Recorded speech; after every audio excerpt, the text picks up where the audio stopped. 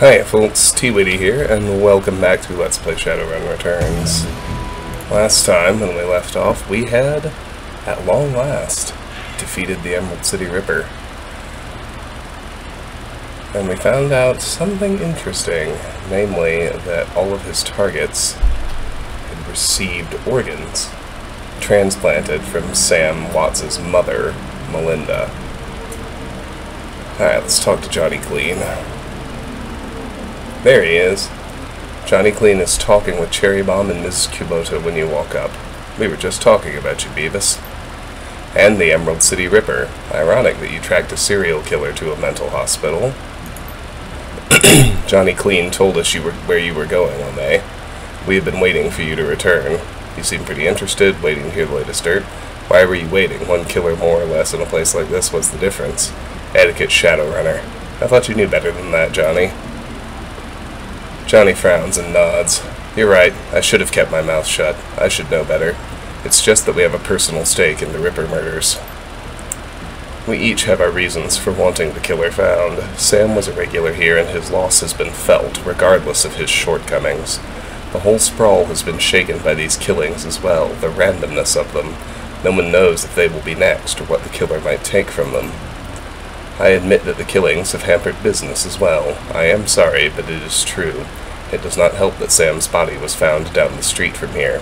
Even my regular customers have been loath to venture out with a killer on the loose. Now tell us, O'May, did you find the person responsible for the Ripper murders? The person responsible? No. The killer? Yes. Not exactly.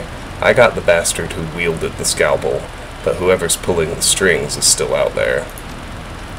Someone's pulling the strings of a serial killer? This sounds more complicated than I suspected. It is. The head of the asylum was killing specific people to harvest specific body parts. All of the transplanted organs came from the same donor, Melinda Watts, Sam's mother. It looked like he was putting her back together. Oh yeah, the whole thing was a Frankenstein job. The Ripper was harvesting body parts to reassemble Sam's mother, Melinda. All the victims had transplanted organs, her organs, and the Ripper was taking them back. The three are silent as the news sinks in. So Sam had an organ transplanted from his mother, and then the Ripper killed Sam and all those other people just to reassemble Sam's mother? Looks like it. Grisly, isn't it? That's about the size of it, yeah. I sense a cause and effect in this. Coyote and Jake Armitage just left here to attend Sam's funeral. I am told that there will be a reinterment ceremony for his mother as well. His sister invited me to the funeral and the reinterment when I met her here. Right, a reinterment ceremony. Interesting.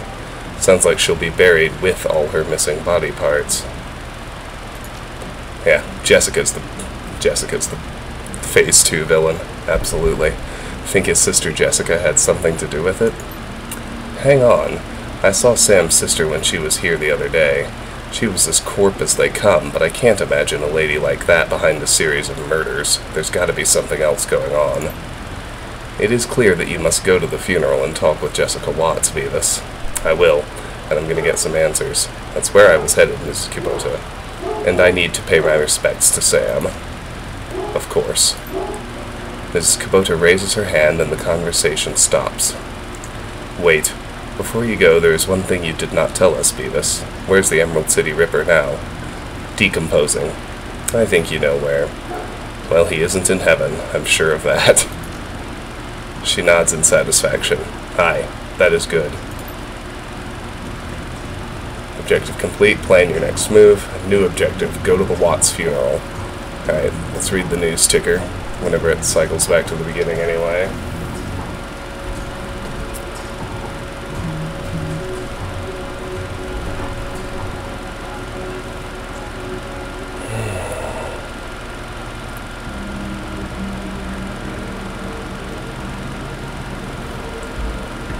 Breaking news.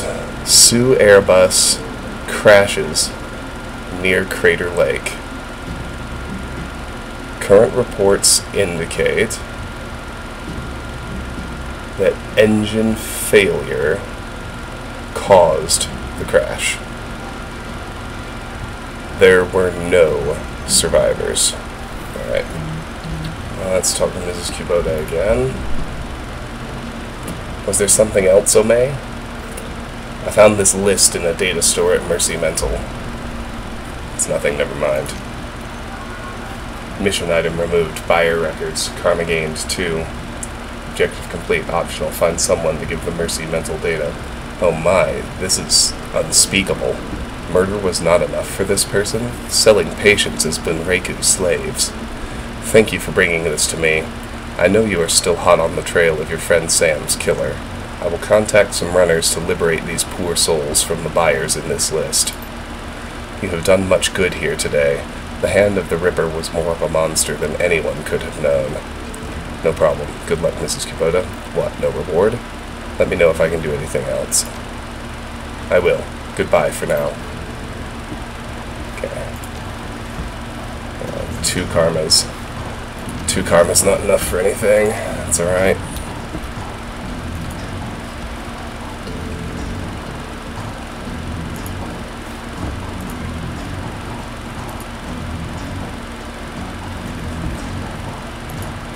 Mr. Kluwe. Welcome back, Beavis. Good to be back, Mr. Kluwe. What's the latest news? Hey, Mr. Kluwe. Got any good intel for me? Thanks, big guy. Anything new in the rumor mill? I feel like I should be asking you. Word around here was that you were closing in on the Ripper when you last left. Dare I ask how that went? He won't be a problem anymore. He's in the ground. Sam's killer has met his end. Sam would be grateful, I'm sure. And yet your shoulders are no more relaxed, and you still survey the room like a man who has yet to return from war. This isn't over, is it? Not quite. A few loose ends to tie up. There have been some complications. The Ripper may have been killing on someone else's orders. The big guy sighs. I was hoping this would soon be all behind us. The Barons has a short memory, but for wounds such as these it makes an exception. To see this prolonged, I fear for how it may forever change the landscape. Gangs have already started to take advantage of the chaos left in the Ripper's wake, and that only serves to destabilize what semblance of order there was, paving the way for the megacorps to make land grabs and push poor Sinless further to the fringes where the dangers are greatest. Sooner or later, even the Union could be threatened. A good watering hole always survives. It would take an army, Mr. Kluwe. Good thing the Union's got you then. Good thing we've got each other. Take care, Beavis. Alright, let's go to the safe house. See what we can learn down here. Dr. Castle, got anything new for me? Doc Castle looks to be better rested and in better spirits than the last time you saw her. She's also clearly had a shower and a change of clothes, maybe even some sleep. Her eyes are sharp when they turn up from her work to greet you. Welcome back, Beavis. Still all in one piece, I see. More's the pity for me, but I'll still take your money. Perhaps a full physical is in order? Or we can call it a medical consultation. That's where I roughly determine the odds of your survival based on your professional proclivities. It comes with a lollipop. So what will it be? Actually, I'm curious how many patients you've lost over the years. Dr. Castle sets down her work and fixes you with a hard look. Her expression normally falls on an axis of varying degrees of indifference, depending on her level of tiredness, but now it has shifted over to something decidedly darker. Is this morbid curiosity? Call it professional curiosity. A person ought to know the track record of their doctor. I didn't mean to upset you. Then I suppose I should be equally professional and answer without judging you for asking, and I should not let it bias me the next time you fall under my knife. To give you a hard number is difficult. There are many who I would have considered patients that never made it home, and so I suppose one could say they died while under my care, though not as a result of it. But the number I think you want is the number of patients who died on my table, and that number is 6. 6 who I was unable to save, spread across a 13-year career, and I remember each and every one down to the smallest detail, including the moment where I realized I could do nothing more for them. I would argue that 4 of those 6 were beyond helping from the moment they passed through my door, The fifth died as a result of complications while installing a stolen piece of experimental cyberware, which I had cautioned against using. And the sixth? Entirely my fault. I made a mistake. I can't claim I was overtired or inexperienced or distracted. I simply made the wrong decision, and a young man died as a result. We all make mistakes, and hopefully we learn from them. Still sounds like a pretty stellar track record, Doc. I'm sorry, Dr. Castle. She picks up her tablet and resumes her work. Yes, well, will there be anything else? I'd like to browse your cyberware.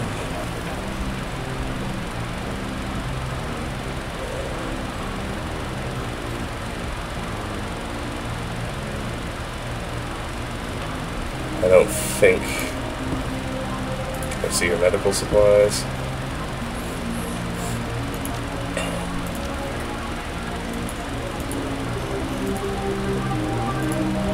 Those look like all the same things they had last time.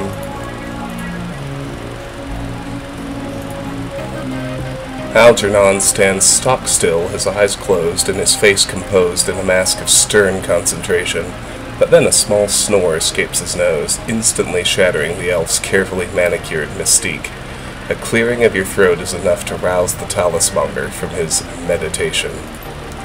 Ah, Beavis, I was watching your approach from the astral realm. So good of you to visit again. What might I do for you on this fine day? So how are things in the astral? Always a curious place, the astral. Though a mirror world to our own, it is ever-changing. I suppose the same can be said of our reality, that things of a transitory nature here on the physical plane can cause long-lasting changes in the astral. The barrens that we can see and touch records the past with bloodstains on the sidewalk and bullet holes in storefront walls, but the astral goes further, recording the emotions that accompanied these acts of violence. These events texture astral space. And just how is the astral textured these days? I prefer to deal with the bloodstains and bullet holes. I wonder how people might act if they could see and feel what gets left behind. Sadly, not all who are awakened to the astral plane have their eyes so opened. There are plenty of magicians who revel in the dark energies left in astral space. But enough of my doomsaying. You must have better things to do. Is there any way I can help? Let's have a look at what's for sale.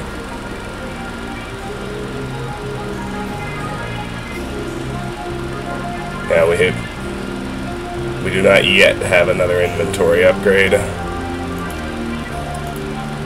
Eric Mersman. Hey guy, I got some armored clothing here if you're interested. Yeah. Same stuff. All good. T.B. Gruberman. On his workbench, Buster currently has a mil-spec shotgun, fully disassembled and its parts neatly arranged. He lovingly massages each piece with a microfiber cloth coated in some kind of gun oil or polish. Whatever the stuff is, it leaves the pieces shining brilliantly and pungent as hell. Got some catalogs just come in if you might be interested in an order. I can get gear shipped overnight from the manufacturer, though I won't lie to you, you'll be paying for the convenience.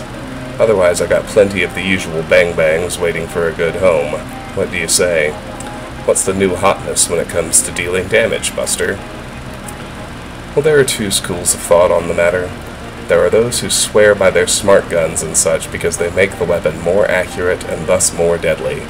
Then there are those who subscribe to the bigger boom theory, putting all their money on the biggest and baddest rounds. But you ask me, it's all situational. That's where the real advances have come.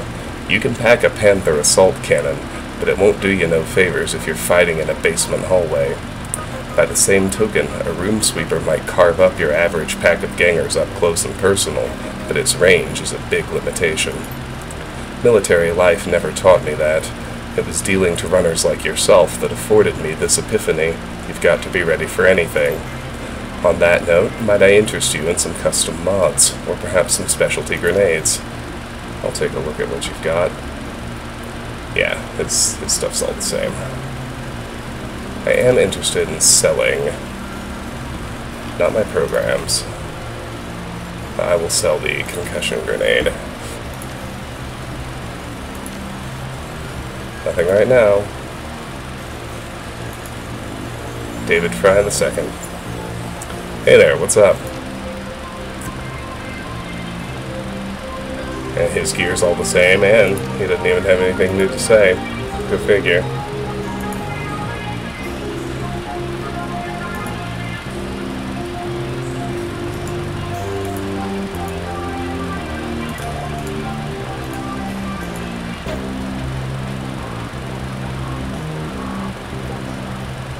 It's only 15 minutes. Let's move to the next scene.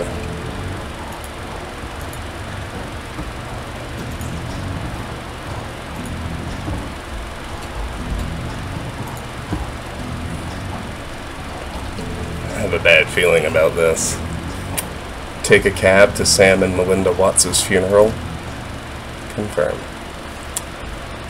Family debts. The sun has nearly set when you reach Our Lady of the Blessed Sacrament. Its cemetery, dilapidated and overgrown, sits atop a small hill on the outskirts of the city, a somber enclave of the dead overlooking the sprawl of the living. The Seattle rain continues unabated, and lightning appears over the mountains, exposing the landscape in staccato pulses of stark flashes. You walk the gravel path to the gates of the cemetery. Up ahead you see Coyote and Jake standing by the gravesite, alongside Jessica Watts and another mourner, a beautiful elven woman in a six-figure outfit. Whatever Dr. Holmes was up to at Mercy Mental Hospital, the answers lie here, with the reinterred body of Melinda Watts, the recently deceased body of Sam Watts, and with those attending them at this ceremony. Okay, yeah, well, obviously we're gonna have combat here. But it's just me, and you have karma available to improve your character's attributes and skills. Open the karma screen. Nope. 2's not enough for anything I want.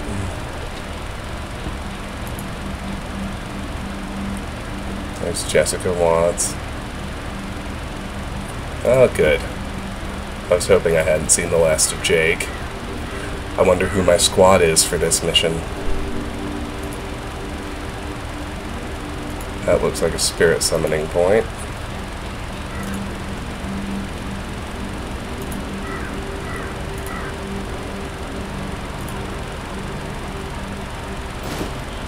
Cavalier frag grenade.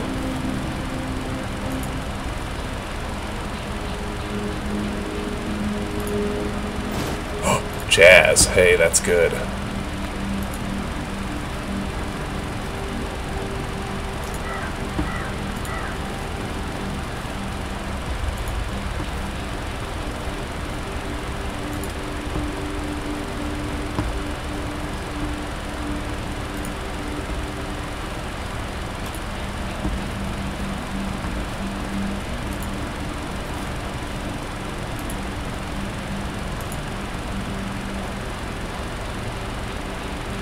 Item. Force 4 Abomination Elemental Fetish. Summons a Force 4 Abomination Elemental. The fetish is consumed when used. What would you like to do with this item? Send it to your stash, leave it alone. Stash it. Come on. Okay. Let's see what happens next. I'm gonna make a hard save.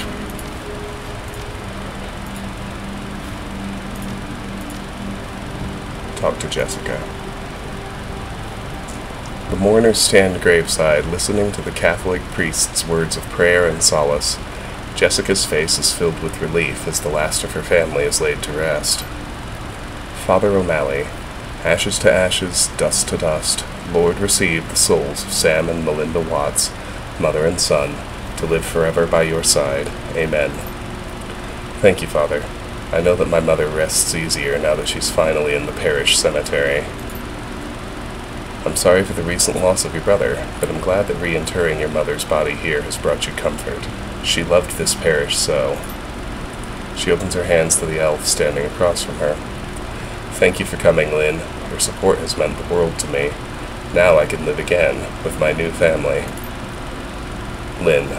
The woman is a classic elven beauty, confident, poised, expensively dressed. Of course, I am glad this ancient ritual brings you some measure of solace.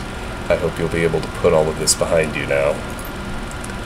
Jessica speaks to the rest of you. Thank you all for coming. I didn't realize Sam had so many friends. I appreciate your support and your friendship with Sam. Jake Armitage. I saw him out the night he died. Only fitting I see him out today. Sam may have had his problems, but he was our friend, part of the Union family. May he rest in peace. Vaya con Dios, bud. He will be missed. I'm having to say go with God. Oh, come on. Let's do may he rest in peace. Miss Watts, family members and friends, thank you for attending the service. I suggest we don't linger long. The cemetery isn't safe after dark. Thank you, Father. We'll just be a moment. Actually, if you could stay, I have a few things I'd like to discuss. Not so fast, sister. I need some answers out of you. Ms. Watts, I know this isn't the best time, but we need to talk. She's guarded, but playing polite. Very well, but let's not keep Father O'Malley. Thank you, child. Feel free to call on me as you need. The priest clutches his Bible to his chest and then turns toward the neighboring church.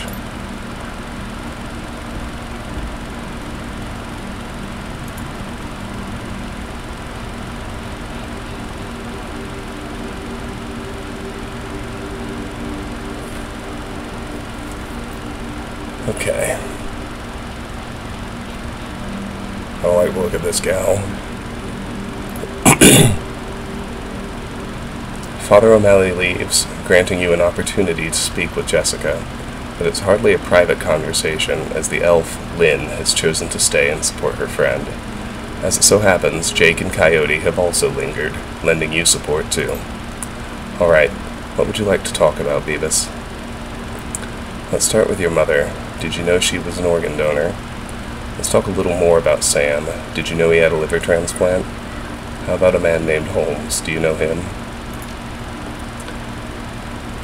Jessica seems to choose her words carefully, due to the circumstances or the company.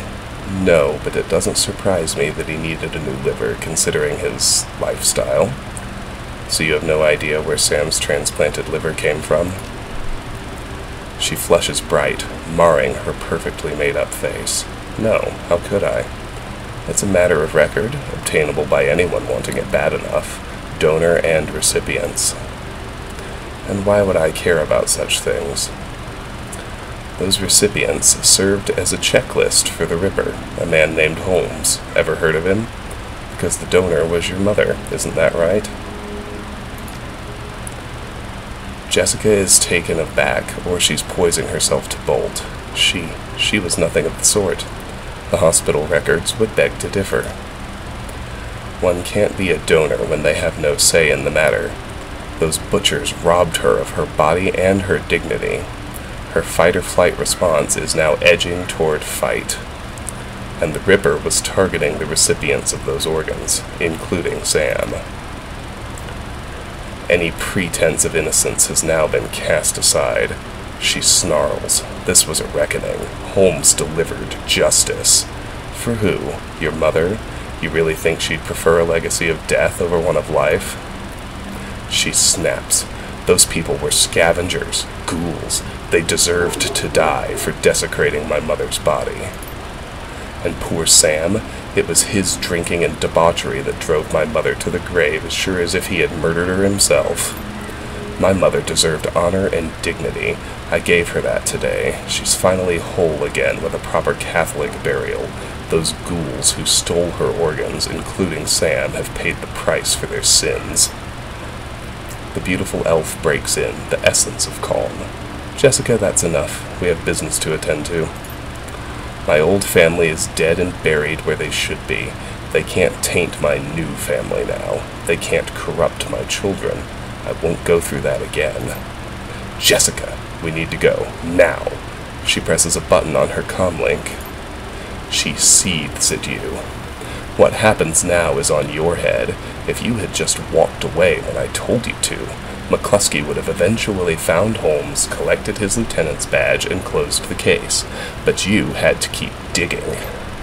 Now you and your friends have to die. Let their blood be on your hands.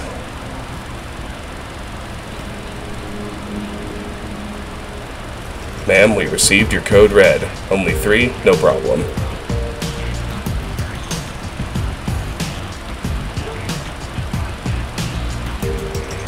Uh-huh. I don't think I have time for a combat encounter right now.